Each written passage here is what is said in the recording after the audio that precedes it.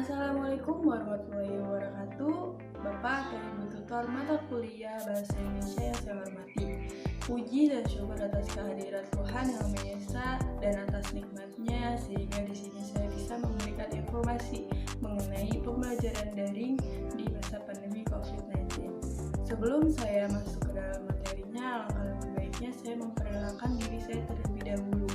Perkenalkan, nama saya Ranita Puspitasari Dewi, saya dari UPBJJ UT Jakarta, Prodi Ilmu Komunikasi. Coronavirus adalah suatu kelompok virus yang menyebabkan penyakit pada hewan atau manusia.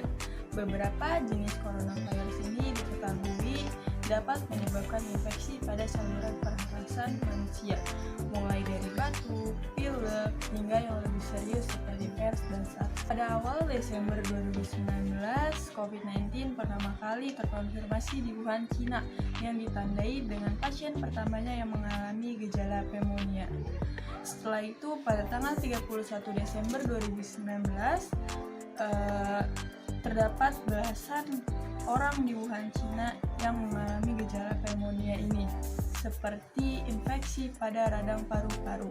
Penyebaran COVID-19 tidak hanya menyebar di sejumlah wilayah di Cina saja, tetapi juga di negara lain, misalnya di Indonesia.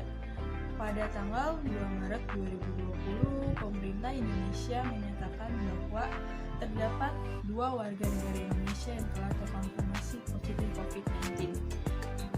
Kasus COVID-19 pertama kali di Indonesia ini ditemukan di kota Depok, Jawa Barat.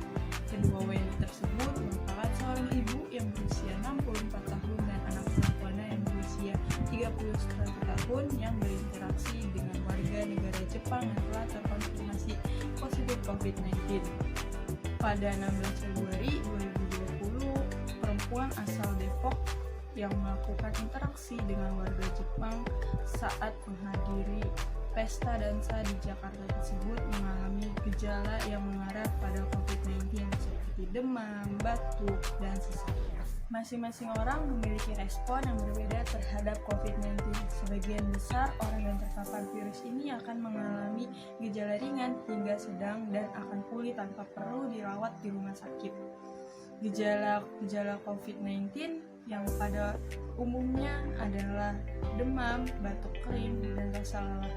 Gejala-gejala lainnya yang lebih jarang atau mungkin dialami oleh beberapa pasien meliputi rasa nyeri atau sakit pada bagian dada, hidung tersumbat, sakit kepala, ombong tipis, sakit tenggorokan, diare, kehilangan indera rasa atau penciuman, dan ruam pada kulit atau perubahan warna jari tangan atau kaki.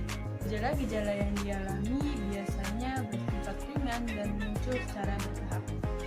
Merebaknya kasus pandemi COVID-19 sejak Desember 2019 sampai saat ini mengharuskan semua kegiatan belajar mengajar bagi peserta didik harus dilakukan di rumah secara online.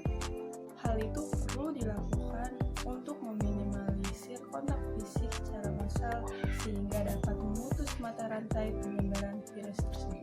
Untuk mengisi kegiatan belajar mengajar yang harus diselesaikan pada tahun 2019 itu, pemerintah akhirnya mengambil kebijakan pembelajaran melalui pembelajaran jarak jauh dengan media daring atau online, baik menggunakan ponsel, PC, atau laptop. Pelaksanaan sistem pembelajaran pada satuan pendidikan juga mengalami perubahan bentuk operasional yang digeneralisasi melalui kebijakan pembelajaran dan mengikut pada kebijakan sosial, yaitu instruksi social distancing hingga berujung pada himbauan lockdown di sejumlah tempat. Social distancing memberi pembatasan ruang dan waktu dalam segenap kegiatan rutin dalam sistem pembelajaran pada setiap jenjang pendidikan, mulai dari prasekolah, sekolah dasar dan menengah, hingga pendidikan tinggi. Banyak hal yang terlihat jelas setelah menyimak perubahan dalam sistem pembelajaran pada setiap jenjang tersebut, di mana pembelajaran lazimnya berlangsung di ruang kelas dengan waktu tertentu kini harus berubah menjadi pembelajaran di ruang masing-masing dan dengan waktu yang tidak mengikuti sesuai dengan jadwal pembelajaran. Dan daring sebagai pilihan tunggal dalam kondisi pencegahan penyebaran COVID-19 memberi warna khusus pada masa perjuangan melawan virus ini. Bahkan bentuk pembelajaran ini juga dapat dimaknai sebagai pembatasan akses pendidikan. Namun dalam pengimplementasian pembelajaran daring yang sudah berjalan dalam beberapa pekan secara umum berjalan lancar, tetapi seiring berjalannya waktu mulai muncul permasalahan seperti tugas yang diberikan oleh guru terlalu banyak, sampai keluhan soal kuota dan jaringan internet. Untuk itu, keberhasilan pembelajaran daring ini perlu adanya kerjasama sinergi antara guru, orang tua, dan peserta didik. Sekolah juga perlu menaruh kepedulian kepada orang tua peserta didik yang tidak mampu untuk membeli kuota internet atau tidak memiliki ponsel yang memadai, dengan memfasilitasi agar pembelajaran daring ini dapat berjalan secara optimal. Di samping itu, kesuksesan pembelajaran daring selama masa krisis COVID-19 ini tergantung pada kedisiplinan semua pihak. Oleh karena itu, pihak sekolah perlu membuat skema dengan menyusun manajemen yang baik dalam mengatur sistem pembelajaran daring. Hal ini dapat dilakukan dengan membuat jadwal yang sistematis, terstruktur, dan simpel untuk memudahkan komunikasi orang tua dan sekolah agar putra-putrinya yang belajar di rumah dapat dipantau secara efektif.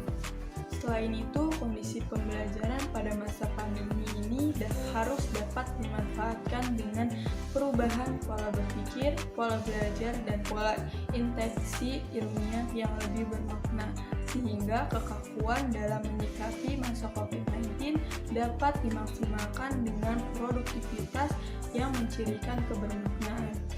Perasaan fobia dapat diminimalisir dengan optimis bahwa seluruh aktivitas tetap berlangsung dengan protokol kesehatan tatanan baru atau new normal. Setiap individu harus tanggap terhadap keterbatasan di masa pandemi ini untuk tetap produktif dalam bidangnya dan memaknai kondisi pandemi ini sebagai bagian dari perubahan yang tetap harus mengedepankan sikap dan perilaku representatif pada tatanan baru untuk menciptakan ruang belajar yang bervariasi. Pada akhirnya, setiap perubahan dalam sistem pembelajaran ini dapat mendesain kondisi baru dan memberi distingsi dengan kondisi sebelumnya dan yang akan datang. Maka dari itu, setiap unsur yang terkait harus dapat menyesuaikan dengan perubahan tersebut untuk mewujudkan keberhasilan pembelajaran secara komprehensif. Demikian uraian yang dapat saya sampaikan. Semoga bermanfaat bagi kita semua. Mohon maaf bila ada kesalahan atau kekurangan baik dari tata bahasa dan penulisannya. Wabillahi taufiq wal hidayah. Wassalamualaikum